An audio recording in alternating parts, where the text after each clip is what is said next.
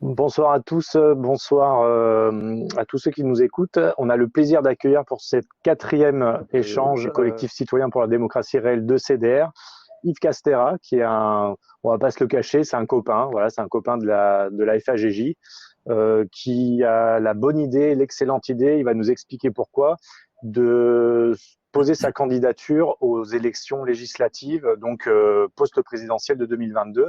Et déjà, on va te laisser te présenter. Yves. Peut-être que dans un premier temps, tu peux te présenter toi en tant que personne et puis expliquer un petit peu ce qu'est la FAGJ pour ceux qui ne la connaîtraient pas encore.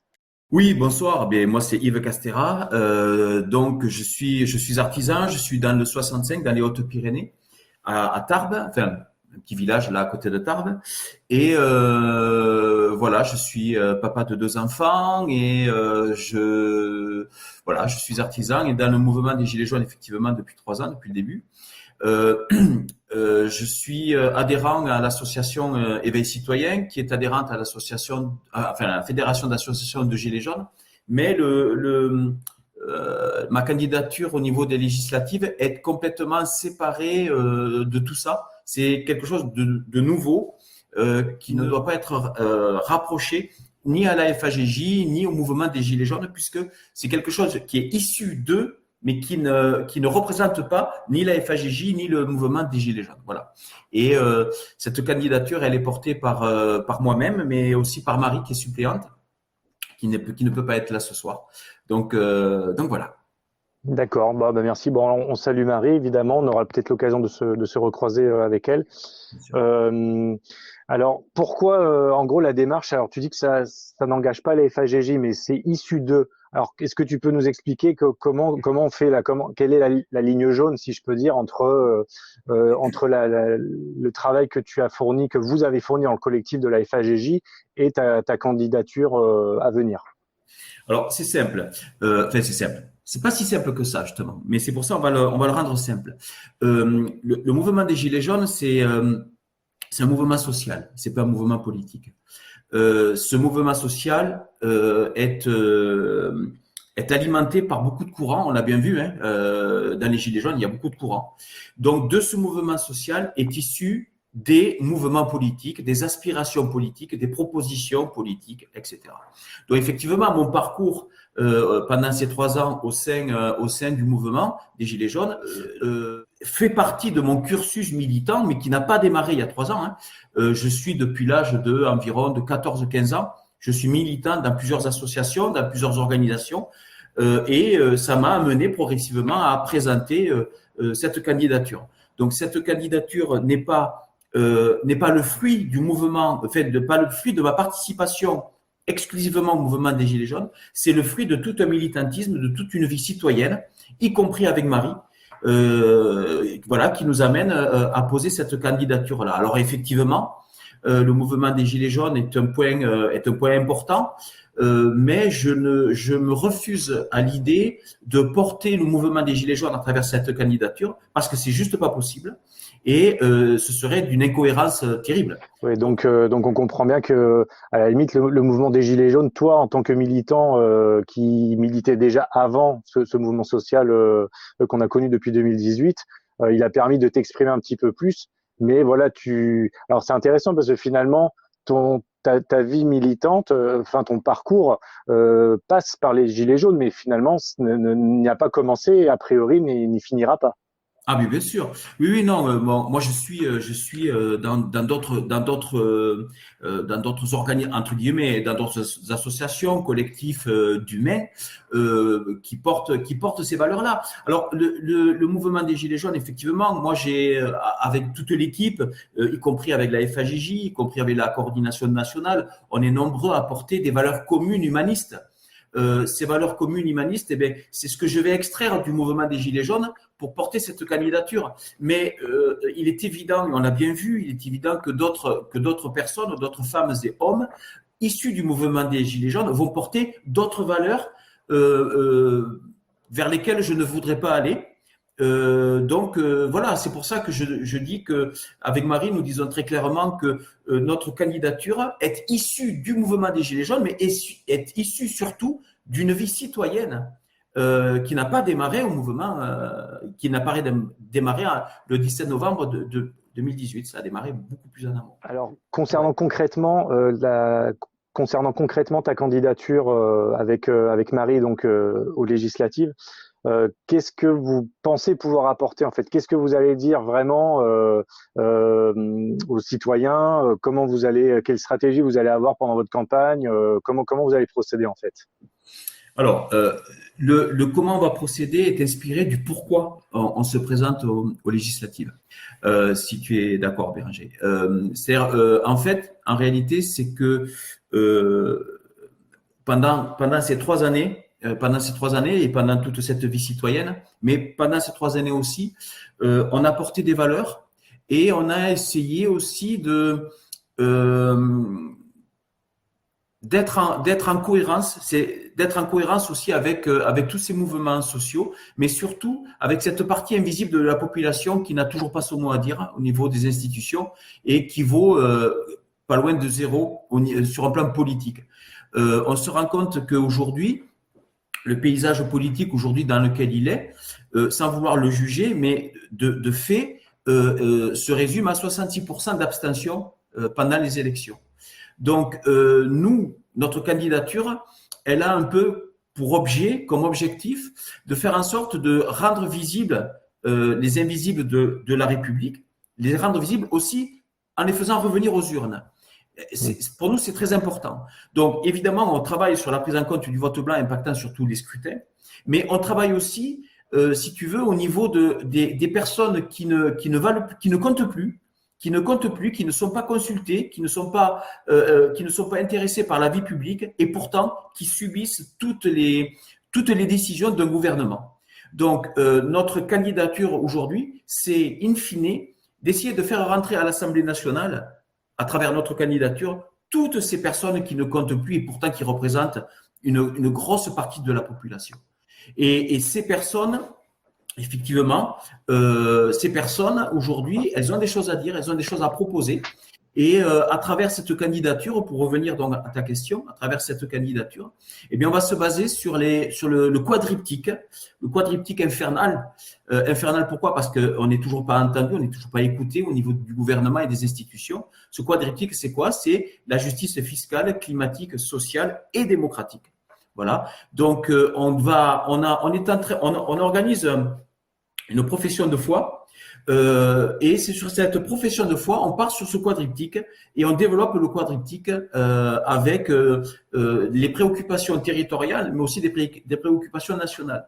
L'intérêt des législatives, justement, c'est que ce sont des citoyens départementaux qui vont voter pour des prérogatives nationales. C'est tout l'intérêt des législatives, justement, c'est que parce qu'on était sur le terrain pendant 3 ans, parce qu'on était sur les places, parce qu'on a fait des directs, parce qu'on a fait des émissions, parce qu'on a fait des conférences dans la région pendant 3 ans, eh bien, les gens nous connaissent, savent, entre guillemets, ce qu'on vaut et ce qu'on veut. Donc, ces gens-là vont venir voter pour des prérogatives nationales. L'idée, c'est que grâce à des acteurs locaux, grâce à des citoyens départementaux, on va peut-être porter une parole nationale. Elle est là, la magie des législatives. Et c'est pour ça que, de mon point de vue, il faut rentrer dans ces institutions-là parce que là, on a peut-être des choses à faire et des choses à dire. Voilà. Alors là, je rebondis un petit peu sur ta dernière remarque avant de passer la parole à Gwen qui nous a rejoint. Est-ce que finalement, tu utilises un peu la stratégie des élections législatives par dépit par rapport à ce qui ne s'est pas passé avec le mouvement des Gilets jaunes? Parce que là, je t'entendais parler des abstentionnistes, je t'entendais dire qu'il fallait ramener les gens vers les urnes, alors ce que je comprends tout à fait. Néanmoins, on sait que voilà, il y a une partie des électeurs ou des non-électeurs, justement, des abstentionnistes, qui ont aucune envie de retourner vers les urnes parce que pour eux, les urnes c'est le système et le système, il est pourri, il est moisi, il faut tout balayer et tout reconstruire. Et du coup, alors est-ce que finalement, voilà, ce qui s'est passé ou ce qui ne s'est pas passé avec le mouvement des Gilets jaunes, vous essayez pas peut-être de le rattraper par les urnes à travers votre candidature législative? Tout à fait. Alors, moi, je ne pense pas que le mouvement des Gilets jaunes n'a rien donné. Le mouvement des Gilets jaunes a quand même donné certaines choses. La preuve, c'est qu'on s'est rencontrés, on a créé du réseau, on a créé une réflexion nationale sur des sujets très importants. Et ça, déjà, c'est quand même quelque chose de très important. Alors, effectivement, il y a plusieurs stratégies. La stratégie de la mobilisation, de la manifestation, c'est une stratégie qui fonctionne, mais qui a démontré ses limites parce qu'on a un gouvernement qui est sourd et muet, et qui ne veut pas s'adresser à la population qui manifeste dans la rue. Donc, cette stratégie, effectivement, elle a montré ses limites. Mais pourtant, il faut quand même la conserver. Je dirais peut-être pourquoi plus tard. Il y a d'autres stratégies. Il y a des copines et des copains qui mettent en place des stratégies pour les présidentielles. Moi, j'ai mon point de vue sur ces stratégies-là, mais je ne vais pas les juger ni me mettre à travers de leur route parce que ce sont des copines et des copains qui font des choses et qui bâtissent malgré tout des édifices qui serviront peut-être à rien, mais qui nourrissent la réflexion. À travers ces législatives, effectivement, au-delà de dire faisons ça parce que le reste ne fonctionne pas ou fonctionne pas bien ou a montré ses limites, c'est faisons ça en utilisant toute la réflexion qui a été menée pendant ces 3 ans. Pendant ces 3 années, on a rencontré des gens de valeur extraordinaire. On a rencontré des experts. On a rencontré une forme de communication duelle, contradictoire, qui a nourri la réflexion et qui nourrit la synthèse. La synthèse au niveau des luttes, la synthèse au niveau de ce qu'on voudrait avoir plus tard dans notre pays. Eh bien, aujourd'hui, on a le sac à dos, il est plein, quoi. Il est plein de belles choses. Maintenant, qu'est-ce qu'on fait de ces belles choses? Est-ce qu'on les range? Est-ce qu'on les jette parce que ça ne fonctionne pas? Ou est-ce qu'on essaie de les porter dans les institutions? Eh bien, l'idée, c'est de les porter dans les institutions. Alors, évidemment, c'est un peu l'effet colibri. Mais si Marie et moi arrivons à faire ça, si d'autres copines et copains arrivent aussi à faire ça, eh bien, s'il y a plusieurs colibris, eh bien, on va peut-être arriver à faire quelque chose d'intéressant. Peut-être nourrir un espoir aussi, parce qu'on a besoin de faire rêver les gens, on a besoin de les faire espérer, les gens. Et quand à un moment donné, on était dans la rue, quand à un moment donné, on a scandé des revendications, quand on a fait des réunions, eh bien là, on se dit aujourd'hui, chers citoyens, aujourd'hui, on vous propose de voter pour nous, parce que tout ça, on va le porter au niveau de l'Assemblée nationale. C'est pas rien. Si c'est pas efficace, ce sera symbolique. Et le symbole a son importance aujourd'hui. Mais ce sera efficace. Très bien, parfait. Merci pour ta réponse, Yves. J'en profite pour introduire notre petite voix de CDR qui nous a enfin rejoint en la personne de Gwen. Gwen, tu nous entends? Allô, la Lune? Oui, c'est bon, ça y est, ça marche, je vous entends. Super. Bonsoir tout le monde, bonsoir Yves. Bonsoir Gwen. Salut. Alors oui, j'avais envie de te demander, donc déjà tout à l'heure tu as dit... on ne peut pas dire que les Gilets jaunes, ça n'a rien donné, puisque déjà, ça a donné qu'on s'est rencontrés. Et je trouve qu'effectivement, c'est hyper important parce que maintenant, on se connaît, on sait quel est l'engagement de chacun et c'est une base importante pour les prochaines mobilisations. Donc voilà, déjà un point très positif.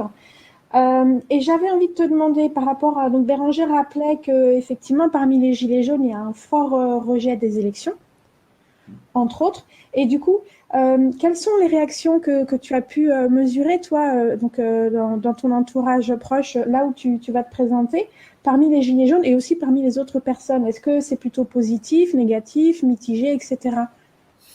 Alors, ça fait quoi? Ça fait un mois là maintenant, je pense, ou 3 semaines, qu'on a communiqué officiellement sur notre candidature. Et on a été très surpris, très très surpris.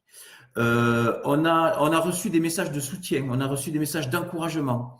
Ça a été vraiment vraiment très très surprenant. Écoute, on est à notre quatrième article dans les journaux locaux, évidemment, puisque ce sont des citoyens du département qui vont voter. Nous, ce seront des citoyens de la 2e circonscription qui vont voter.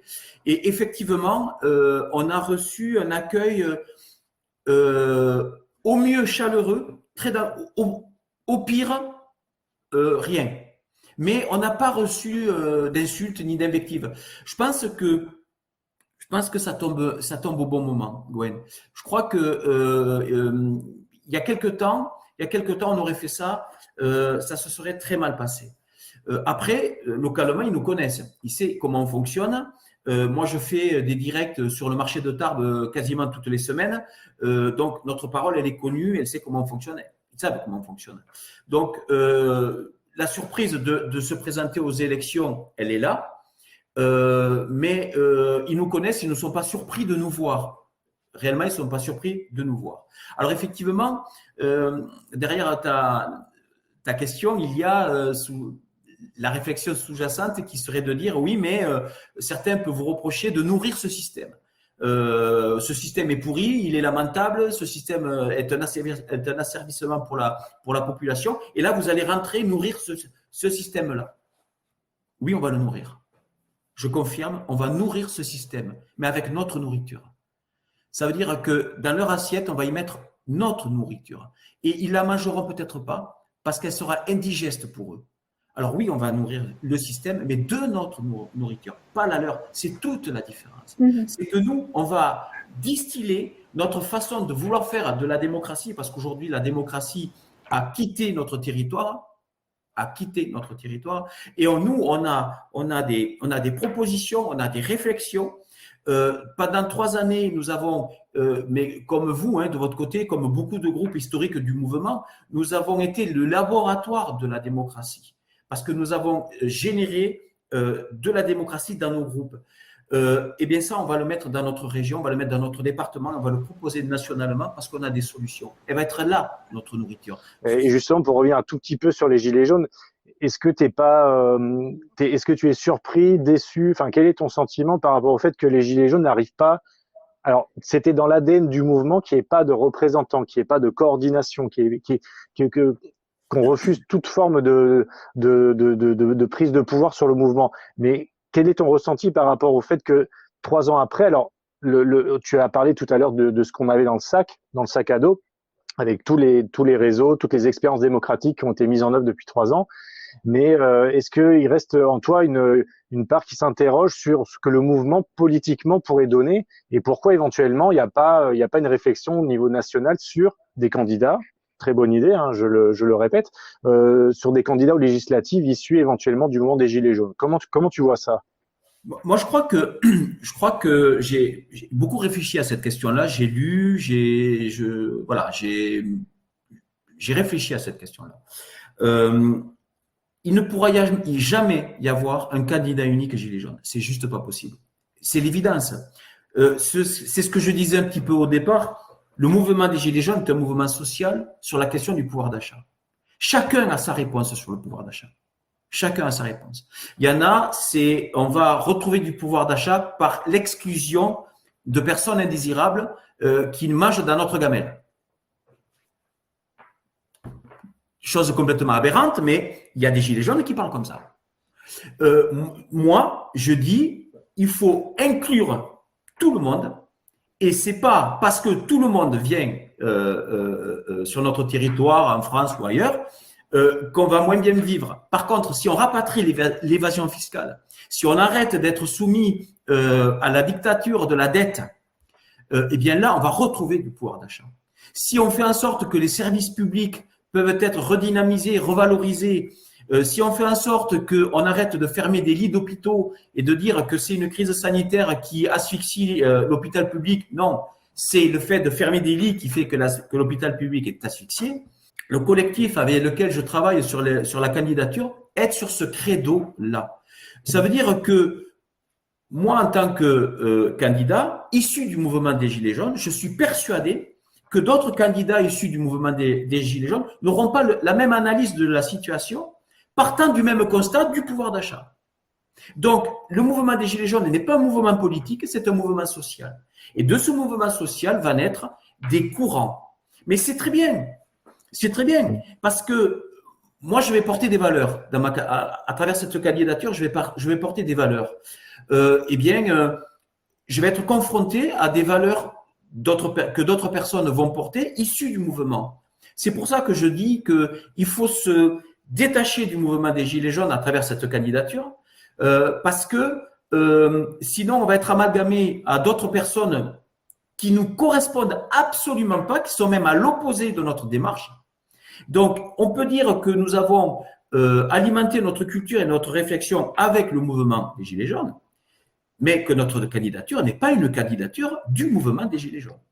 Alors, je comprends bien. Et pour reprendre un petit peu les thématiques dont tu parlais, est-ce que tu n'as pas l'impression de toi, alors à travers ce que tu dis, ton positionnement, de reprendre le flambeau de certains partis politiques qui, effectivement, à une époque, auraient dû mettre, enfin, ou en tout cas une époque mis l'humanisme et le bien commun au centre de leurs préoccupations, et ils ont légèrement abandonné ces 10, 20 ou 30 dernières années. Je parle de certains partis de gauche, en l'occurrence, mais tu te retrouves finalement tu reprends le drapeau en fait de cette ligne-là, de cette idéologie-là. Et qu'est-ce qui s'est passé entre-temps en fait? Il y a eu désertion des troupes, il y a eu trahison, il y a eu abandon. Comment t'expliques ça? Moi, je crois que il y a beaucoup de personnes, y compris dans mon équipe, qui ont une critique acerbe concernant les partis. Les partis politiques aujourd'hui ont une fonction, et cette fonction correspond à un paradigme, à une forme de réflexion. Moi, je ne veux pas m'opposer à ça. Je vais être complémentaire à ça.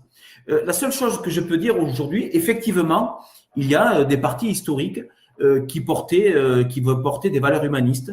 Non seulement ils les ont portées, mais ils ont créé aussi les conditions pour que des lois humanistes puissent aussi voir le jour. Aujourd'hui, force est de constater que quand on va voter, eh bien, il y a une désertion de ces partis-là. Il y a une désertion de ces adhérents-là, puisqu'on se rend bien compte qu'aux dernières élections, par exemple, et même en 2017, on se rend bien compte qu'il y a de l'abstention. Donc, ces partis ne portent plus cette population-là. Donc, qu'est-ce qu'on fait? Nous, quand on reprend les chiffres, on se rend compte que le mouvement social est porté encore, est plébiscité par quasiment 80% de la population. Pas tout à fait, 76%. Ça veut dire quoi? Ça veut dire que il y a toute une partie de la population qui déserte les partis, qui déserte les collectifs, qui déserte les syndicats. Donc, mais c'est quand même une force, cette population. C'est une force vive. C'est quand même des gens qui travaillent. C'est quand même des gens qui réfléchissent. C'est quand même des gens qui travaillent sur qu'est-ce que pourrait être l'avenir de notre pays aujourd'hui. Ma candidature, elle est là, quoi. Ma candidature, elle est de dire, pendant 3 ans, mais pendant 40 ans de ma vie, un petit peu moins parce que j'ai pas commencé voilà. Pendant 40 ans ou 30 ans de ma vie là, j'ai rencontré des gens qui ont déserté ces structures-là et qui ont des choses à dire. Ma candidature, c'est ça. C'est de dire, on est à partisan. À partisan, ça veut pas dire qu'on injurie les partis. Ça veut pas dire qu'on repousse les partis. Ça veut dire qu'on propose autre chose. Voilà. On propose autre chose. Cette candidature, c'est, voilà, regardez ce qu'on propose. Et pas que, parce que si vous êtes d'accord, je vous dirai comment on fonctionne, parce qu'on a tout un fonctionnement pour rédiger la profession de foi qui est un peu novatrice sur ces questions-là. Vous êtes sur un parti, vous n'êtes pas sur un parti, vous vous reconnaissez un petit peu dans ce qu'on dit et dans les propositions qu'on fait. Eh bien voilà, on n'est pas l'équivalent du vote blanc, évidemment non, mais on est équivalent d'une proposition alternative au schéma politique d'aujourd'hui. Pas de souci, c'est entendu. Gwen, une petite question peut-être? Oui, je voulais rebondir un peu sur ce que Yves disait tout à l'heure, et toi aussi. Donc oui, l'humanisme revendiqué par Yves, et donc toi, Béranger, tu faisais le lien avec les partis dits de gauche qui avaient un peu laissé tomber ça. Je dirais pas qu'ils ont laissé tomber dans le discours, mais ils ont laissé tomber dans les faits, parce qu'en fait, quand tu les écoutes, surtout là avec les élections, ils vont continuer à nous servir des tralala sur l'humanisme, la justice sociale, etc. Le problème, c'est que depuis le temps, on a vu que ça ne se vérifiait pas dans les faits et que c'était juste des beaux discours. Voilà, l'avantage avec, encore une fois, Yves, et puis d'autres qui se présenteront localement, c'est qu'on peut davantage leur apporter notre confiance puisqu'on les a vus sur le terrain, effectivement. Contrairement aux gros pontes des partis qui sont juste en haut et qui ne font que des discours de temps en temps. Et juste quand il parlait, quand Yves, tu parlais de sortir de cette dictature de la dette là qu'on nous sort à chaque fois pour nous imposer des plans sociaux ou la diminution des services publics, etc. Ça me fait penser au travail excellent que François Boulot, donc un autre gilet jaune, fait et propose sur sa chaîne. Donc, je voulais juste en parler. Voilà, sur sa chaîne YouTube Praxis, il a par exemple fait des vidéos sur ce problème de la dette et les mensonges qu'on nous sert concernant cette dette qui imposerait une certaine politique très libérale et très antisociale. Donc voilà, je trouvais intéressant d'en parler. Tout à fait, tout à fait. De toute façon, on se rend bien compte qu'il y a deux façons de faire. On a vu avec la Grèce. On l'a vu avec la Grèce, avec le MOU. Le MOU qui était ce fameux document que devait signer la Grèce, qui était imposé par l'Europe et qui était de détruire les services publics grecs et de faire en sorte que la population paie encore plus d'impôts pour rembourser de l'argent à l'Europe. Le problème avec la dette, puisque tu en parles Gwen, très rapidement, le problème avec la dette, c'est que le mot dette ne convient pas. Parce qu'on fait un amalgame entre une dette nationale et une dette d'une cellule familiale. Or, une cellule familiale, moi, toi, nous, quand on a des dettes au niveau de la banque, au niveau d'un fournisseur ou autre, évidemment, il faut payer la dette avant de mourir. C'est évident. Si on meurt, on ne pourra plus la payer la dette. La France ne mourra jamais. La France ne disparaîtra jamais. Et la dette, c'est simplement des emprunts qui ont été contractés au niveau de l'Europe et ailleurs, qui fait qu'on doit rembourser cette dette-là avant quoi? Avant que la France ne meure. La France ne mourra jamais. La France est une valeur subjective ou objective qui fait que, de toute façon, la France durera tout le temps. Et puis, autre chose. Imaginons qu'il faille rembourser la dette. Très bien, on rembourse la dette. Mes propos sont étayés par la réflexion et des travaux que nous faisons avec les économistes atterrés. Voilà, hein, que les choses soient claires et nettes. C'est assez sourcé. C'est simple. Un exemple. L'égalité homme-femme au travail. À travail égal, salaire égal. Si on payait les femmes comme les hommes, avec leurs cotisations, on rembourserait la dette. Première chose. Ça c'est pas de moi, ça. Ça, c'est sourcé économiste atterré. Si on redonnait du pouvoir d'achat aux Français, avec les cotisations, avec la TVA, avec la trésorerie qui rentre dans les caisses de l'État, on rembourse la dette rapidement. Sauf que ça, c'est pas intéressant. C'est pas intéressant pour un État de redonner du pouvoir d'achat. Parce que l'intérêt d'un gouvernement, c'est grâce à la dette, continuer à alimenter tous les services privés. C'est-à-dire l'actif des Français, si on parle un peu en économie, les Français ont un actif. L'actif, c'est quoi? C'est la richesse des Français à travers les services publics. On le voit bien avec le train aujourd'hui, hein. C'est un exemple extraordinaire. On voit bien avec la santé. Mais ces actifs-là, qui sont… Alors, on appelle ça aussi… Vous savez, entre le salaire brut et le salaire net, on appelle ça les revenus de transfert. C'est-à-dire, vous avez le salaire brut qui vaut tant, le salaire net, moins 22, 23% ou 26%, mais cette marge-là va dans les services publics, va dans la CAF, va dans les retraites, va dans la sécurité sociale, etc. Eh bien, ça fait partie de notre pouvoir d'achat. Sauf que, avec l'argument de la dette, on dit on va vendre les services publics, on va vendre les aéroports, la Française des Jeux, les trains, etc., etc. On va fermer les lits d'hôpitaux, comme ça, c'est les cliniques privées qui vont prendre le relais. Comme ça, on expurge les charges, entre guillemets, qui vont au service public et on alimente le service privé. Voilà. Donc, la dette, c'est cet argument-là. Donc, moi, en tant que candidat, je m'oppose à ça. Mais je m'oppose complètement à ça. La dette, c'est juste un argument subjectif. Il n'y a rien d'objectif à travers la dette. La dette ne doit pas être remboursée. C'est juste une folie de vouloir rembourser une dette. Qu'il faille maîtriser les flux, qu'il faille maîtriser les coûts, ça c'est une évidence. Qu'il faille faire en sorte que les services publics ne soient pas un gouffre financier permanent, c'est une évidence aussi. Mais on ne doit pas avoir la même notion de rentabilité avec un service public par rapport à un service privé. On est en train de travailler sur les trains de nuit. Là, on a fait Si je suis trop long, il faut me le dire parce que je peux continuer toute la nuit. Mais on a travaillé avec les trains de nuit. Il y a un collectif qui s'appelle Oui au train de nuit et nous y avons été. Nous avons posé la question de savoir les trains de nuit, d'accord, on remet en place les trains de nuit, mais qui va s'en occuper? Est-ce que c'est la SNCF? Est-ce que c'est les services publics qui vont s'en occuper? Ou on est en train de préparer un joli petit cadeau de Noël pour le privé?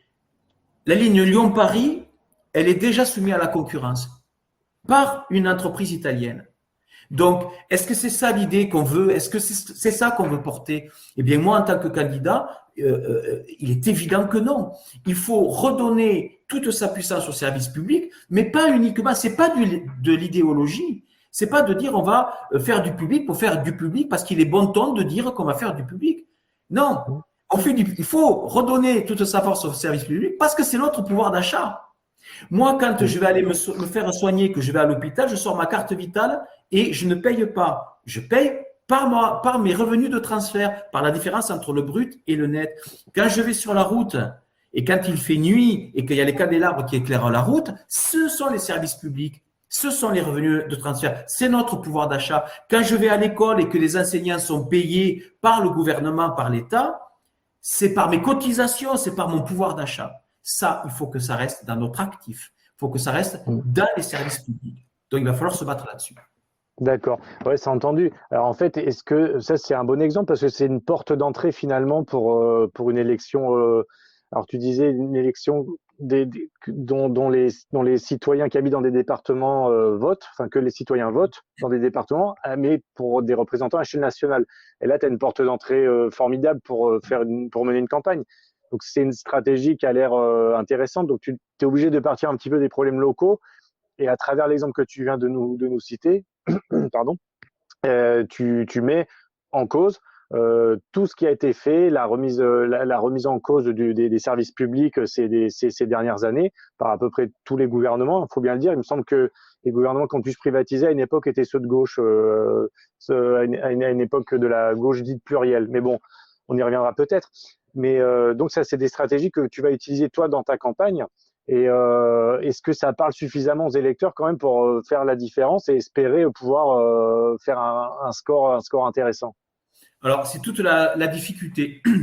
Alors, justement, et là, tu es en train de me donner la possibilité de parler à la façon avec laquelle on va rédiger la profession de foi pour intéresser les électeurs à cette histoire-là.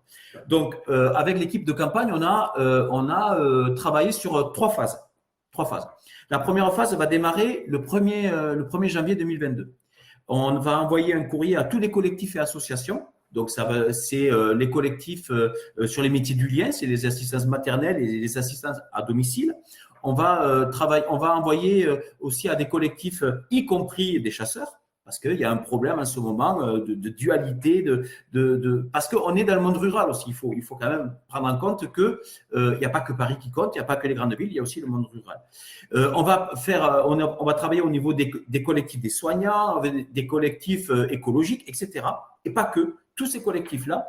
Et on va prendre rendez-vous avec eux.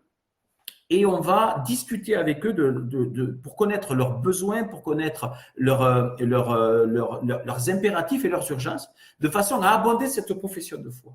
Voilà. Donc, toujours sur le quadriptyque justice fiscale, sociale, climatique et démocratique. Voilà. Là-dessus, nous, on a des propositions, on part avec une base. On n'est pas de ceux qui disent, pour moi, c'est infernal, c'est inaudible, je me présente, mais on ne propose rien, on demandera au peuple. Non. On a une base de propositions pour que les gens sachent ce qu'on a dans le ventre. Ça, c'est une première chose. Voilà. Et après, on va alimenter cette profession de foi dans cette phase 1 en s'adressant à tous ces collectifs-là. À la fin de cette phase 1, il va y avoir la phase 2, mais dans l'intervalle, il va y avoir une synthèse. On va réaliser la synthèse de toutes ces remontées, un petit peu sur le principe des cahiers de doléances, si tu vois. Voilà. Mais c'est nous qui allons les porter et c'est nous qui allons travailler et qui allons récolter tout ça. Là-dessus, on est en train de rédiger un blog et ce blog va être envoyé à tous les citoyens pour que aussi, à travers ce blog, les citoyens puissent porter leurs urgences et leurs nécessités. Alors, il est évident que beaucoup de citoyens ne savent pas ce qu'est un député et quelles sont les prérogatives du député. Donc, on va très certainement avoir des demandes et des urgences qui ne sont pas en lien avec le travail du député. Mais il n'est pas question d'exclure ces demandes-là. On redirigera ces demandes-là vers les élus concernés. C'est-à-dire, voilà, notre travail, il va être comme ça. Ça, c'est la phase 2. Donc, la phase 2, c'est d'organiser les débats à partir de ces synthèses issues de la phase 1, d'organiser des débats avec les citoyens pour verrouiller cette profession de foi. Voilà, pour verrouiller cette profession de foi. Et à la phase 3, on organisera des réunions publiques pour faire le point de tout ça et puis faire en sorte que les gens finissent par voter pour nous. Mais il y a un autre problème, un vrai problème. C'est que pour s'engager aux élections législatives, il faut des finances. Il faut des finances, il faut un financement. Quand on est un parti politique, c'est très très simple. Enfin simple. C'est beaucoup plus simple parce que le parti politique en tant que tel peut financer une campagne électorale, peut financer une campagne pour les législatives. Or, nous, on ne veut pas être affecté, adossé, apparenté à un parti politique. Nous sommes des citoyens qui se portent candidats à une élection. D'ailleurs, notre candidature, ça s'appelle « Notre pouvoir d'agir pour le bien commun ». Donc, il va falloir travailler sur une forme qui nous permettra de récolter des dons. Donc, nous avons désigné une mandataire financière qui va ouvrir un compte de campagne, mais ce compte de campagne ne prend pas en compte les affiches et les professions de foi. On a calculé, il nous faut environ minimum 6 000 euros. C'est une chose importante. Il nous faut 6 000 euros. 6 000 euros, je ne les ai pas. J'en ai pas la moitié. Donc, est-ce que c'est un problème d'argent qui fera qu'on ne pourra pas aller jusqu'au bout? Est-ce que la démocratie aujourd'hui organisée dans notre pays va nous permettre de nous aligner sur ces élections, même si on n'a pas les 6 000 euros? Pourtant, on a des idées, pourtant, on a des projets, pourtant, on a une réflexion. Mais je suis sûr que vous allez trouver des solutions, y compris sur la question financière. J'ai aucun doute là-dessus. Je laisse la parole à Gwen. Oui, alors tu as dit justement que vous vous appeliez notre pouvoir d'agir pour le bien commun. Dans ce pouvoir d'agir, il y a aussi l'idée que est-ce que les citoyens peuvent exercer un contrôle sur les élus. Et donc, ça me fait penser à l'idée du RIC, le RIC Carl, donc avec les 4 dispositions. Et est-ce que justement, Marie et toi, vous prévoyez l'instauration d'un RIC local dans cette législative? Alors, la politique locale ne se décide pas par le député. Le député, ce sont des politiques nationales. Mais il est évident que notre participation à cette candidature, c'est pour réinstaller la démocratie telle que nous la concevons. C'est-à-dire démocratie, le pouvoir au peuple. Voilà, dans ces grandes lignes. Mais encore faut-il que le peuple soit prêt aussi à cette démocratie. Donc, parce qu'il y a ce langage romantique et très angélique de dire il faut que le peuple puisse décider pour le peuple. Oui, d'accord. Mais avant qu'il décide, il va falloir qu'il se renseigne. Et pour qu'il se renseigne, il va falloir mettre à disposition toute la documentation, organiser des conférences et des réunions pour que la population puisse prendre une part active à la gestion de son territoire. Il ne suffit pas de dire on va faire un RIC. Parce que le référendum d'initiative citoyenne, je parle de celui-là, c'est un référendum à l'initiative des citoyens. C'est pas moi en tant que député qui vais organiser un référendum.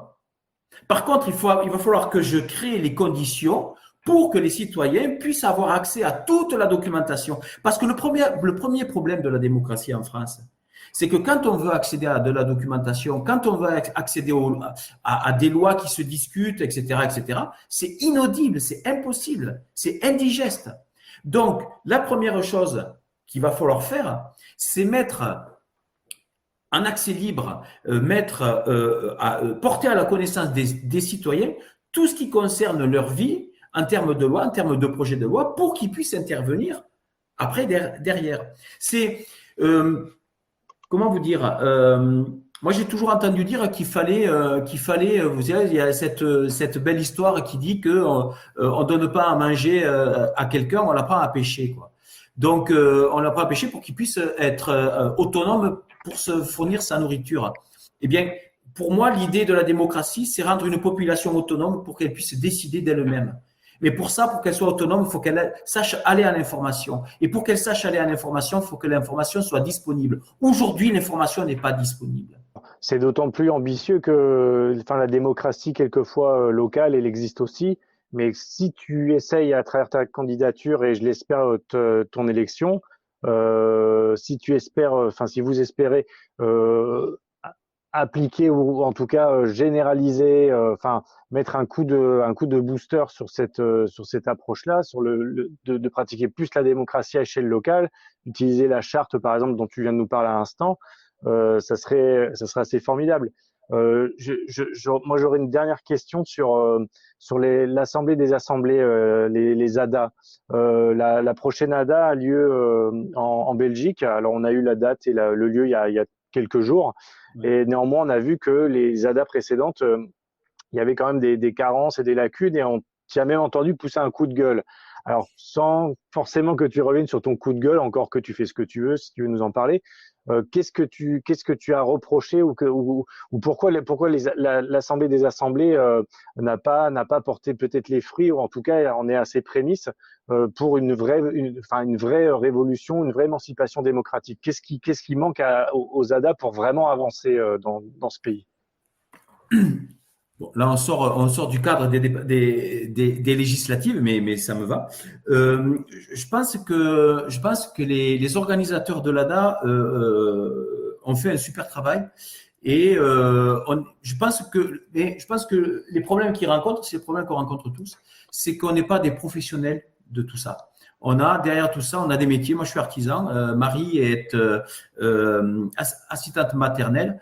Toi, Béranger, tu as ton métier. Gwen aussi, très certainement. Joanne, etc. On a nos métiers. Moi, je suis très fort dans mon métier. Dans le reste, on apprend sur le tas et par contre, on devient très performant parce que vu qu'on apprend sur le tas, on apprend en prise avec la réalité.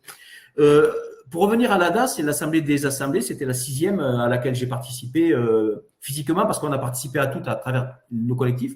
Eh bien, on s'est retrouvé peut-être dans quelque chose qui était un peu trop centré sur l'ADA. C'était l'ADA et un peu hermétique un petit peu avec l'extérieur.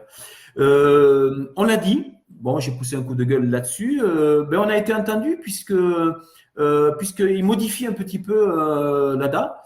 Ça va se faire en Belgique. Bon, ils ont leur raison, mais il va y avoir une partie numérique aussi pour que tout le monde puisse participer à l'ADA.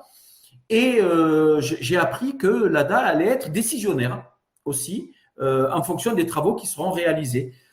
Jusqu'à aujourd'hui, l'ADA, c'était un laboratoire démocratique aussi, il faut bien le dire. On a essayé beaucoup de choses au niveau de la démocratie. On a essayé les facilitateurs, on a essayé des réunions à 15, à 20, à 40. On a essayé beaucoup de choses. On ne peut pas reprocher à l'ADA d'avoir péché dans certains domaines. On ne peut pas reprocher à l'ADA d'avoir peut-être piétiné à un moment donné, d'avoir échoué sur certains objectifs.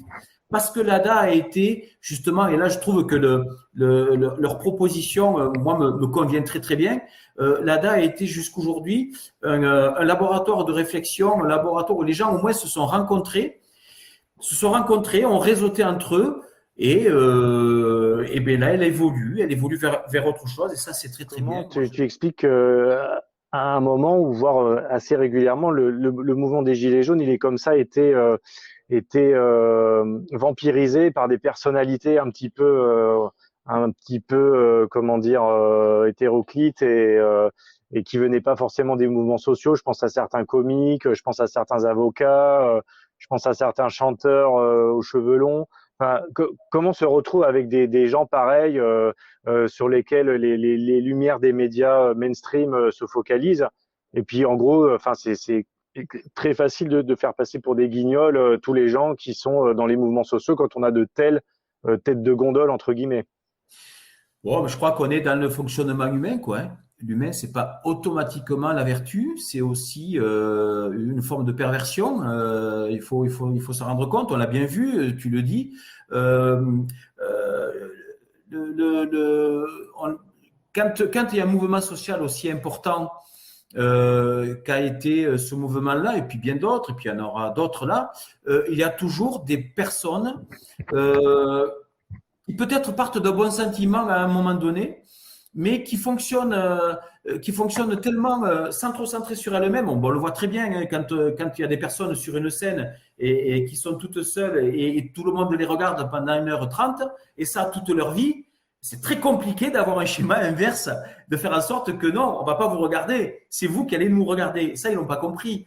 Donc, voilà, c'est toute une vie d'artistes où on les a regardés pendant des vingtaines d'années, qui fait que quand ils viennent dans ce mouvement-là, ils ont l'impression de refaire le show. Sauf que c'est pas ça qu'on leur demande. Et moi, j'étais en opposition un peu avec certains. Bon, tu le sais. Mais c'est pas grave. Il faut passer au-dessus de ça. Surtout ne pas se diviser sur ces questions-là. Je pense que je peux moi très bien aussi avoir commis des erreurs dans ce domaine-là et je peux très bien aussi plus tard avoir cet ego qui fera que je ferai quelques erreurs. Mais je compte sur toi, je compte sur l'équipe pour dire oh Yves là tu es en train de faire comme lui et pourtant lui tu l'as contré. Tu fais pareil. Écoute Yves, je te remercie. Je peux rajouter juste un petit point? Tu es là pour ça, Yves. Vas-y. Très rapidement, il y a un point très très important qu'on n'a pas abordé. Je voudrais moi, de mon point de vue, conclure là-dessus. Se présenter aux candidats législatives demande de changer de mode.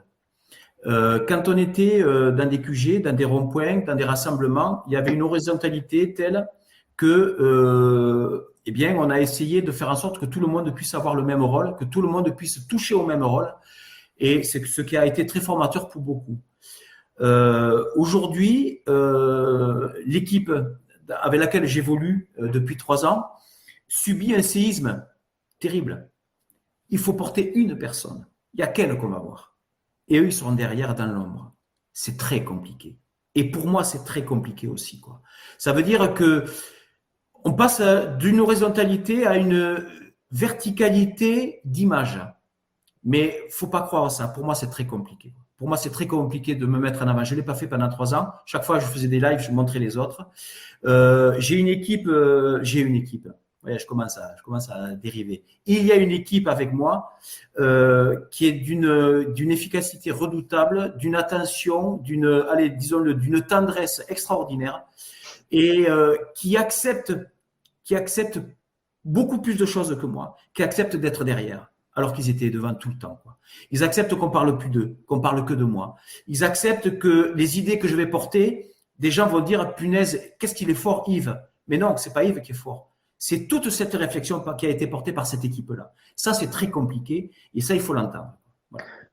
Alors, moi, ça m'a mis une dernière réflexion, et c'est-à-dire que on est là, tu touches un petit peu du doigt un mode très très français. Ça, c'est vraiment dans notre culture. C'est-à-dire que les idées les meilleures du monde soient-elles, ont besoin d'être incarnées. Et donc l'incarnation, on va forcément la chercher chez des personnes. Alors, je suis d'accord avec toi pour dire que une personne, elle n'est pas là toute seule à travailler, avoir réponse à tout, avoir la vérité. On est forcément dans le collectif. Et c'est d'autant plus à ton honneur et à celui de Marie que vous continuez à travailler ensemble et en équipe. Mais pour le moment, la démocratie représentative, parce que c'est ça, moi, dans la seconde partie de la démocratie qui me dérange, c'est que la démocratie doit forcément être représentative. Moi, je préférais une forme de démocratie plus directe, dans laquelle, par exemple, les citoyens votent leurs lois plutôt que votent pour des représentants. Mais pour le moment, on en est là, et tu contribues avec d'autres à faire évoluer ce système démocratique. Donc, c'est peut-être le problème de l'incarnation, et quand tu auras trouvé la solution, et je l'espère, que tu seras que vous serez élu avec Marie, avec le reste de votre équipe, c'est probablement quelque chose sur lequel vous allez travailler et que vous allez faire passer. C'est un message que vous allez faire passer, j'imagine. C'est exactement ça. C'est faire l'équilibre subtil et efficace entre cette démocratie participative, cette démocratie directe entre les décisions et la population, mais à un moment donné, il faut l'incarner, quoi. Il faut l'incarner, il faut qu'elle soit incarnée. Et cette incarnation, tu vois, moi j'avais idée, j'en ai pas parlé à l'équipe, hein, je te le livre comme ça, j'avais idée, moi, d'instaurer un référendum, d'un référendum révocatoire en cours de mandat. Même pour le député. Moi, j'aimerais que si je suis élu, c'est élu pour 5 ans. Et bien, à la deuxième, au bout de 2 ans et demi, qu'il y ait un gros travail de réflexion sur mon travail. Et si je ne peux pas être révoqué parce que les institutions ne le permettent pas, que symboliquement je le sois. D'accord. Voilà. D'accord. Symboliquement, on peut se dire, Yves, tu ne fais pas le boulot. Voilà. Et ça, c'est important. Je pense que ça, moi, je préfère être exclu du dispositif démocratiquement que élu d'une manière éhontée. Donc, si les institutions nous obligent à être élus comme ça, alors pendant le mandat, il faudra qu'on mette des choses en place, même si les institutions ne le permettent pas, au moins que sur le plan de la symbolique, on puisse faire les choses. D'accord. Oui, là tu évoques un peu l'aspect révocatoire, Oui. effectivement, en cours de mandat, hein, ce qui est demandé d'ailleurs par nombre de gilets jaunes et de citoyens concernés. Je vais laisser la parole à Gwen pour une dernière intervention peut-être. Gwen? Oui, ce que tu évoques là justement sur la possibilité de révoquer un élu qui ne ferait pas le boulot qu'il a promis de faire pour lequel il a été élu, ça rejoint, voilà, c'était l'objet de ma question tout à l'heure sur le RIC justement. Il me semble que c'est fondamental maintenant aussi pour la confiance que les citoyens peuvent porter encore dans les élections et dans les élus, c'est qu'il y ait cette possibilité quand il y a eu mensonge, publicité mensongère de la personne qui voulait se faire élire, voilà, qu'il y ait la possibilité de la part des citoyens de dire non, ça va pas, et que l'élu soit viré. Après tout, on vire bien les employés quand ils font pas le boulot. Eh ben, il faudrait que ça soit la même chose là. Donc oui, je pense que c'est très important.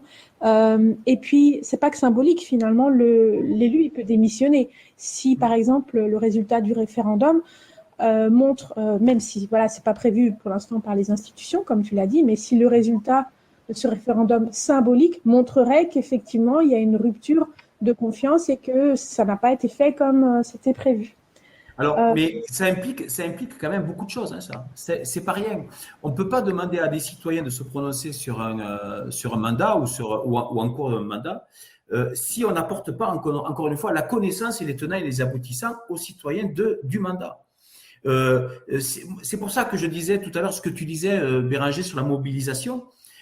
Si je suis élu et que je suis à l'Assemblée nationale, si par exemple, la question du vote blanc doit être votée à l'Assemblée nationale, il ne va pas falloir qu'on délègue. Il va falloir qu'il y ait du monde dans la rue. Le jour du vote où moi je vais voter, il va falloir qu'il y ait une mobilisation extraordinaire dans la rue des citoyens pour porter mon vote, quoi. Il n'est pas question, parce que je suis élu, que les citoyens se disent terminé, Yves est élu, il va faire le taf. Pas du tout. La mobilisation sera d'autant plus importante que je serai à l'Assemblée nationale. C'est très important, ça. Mmh. Là, ça nous relancerait sur des stratégies, mais effectivement, la stratégie d'abreuver, pour revenir à ce que tu disais au début de notre échange, d'amener ta nourriture pour que la bonne nourriture infuse et se diffuse ensuite, mais avec la participation des citoyens et éventuellement, pourquoi pas, la pression de la rue.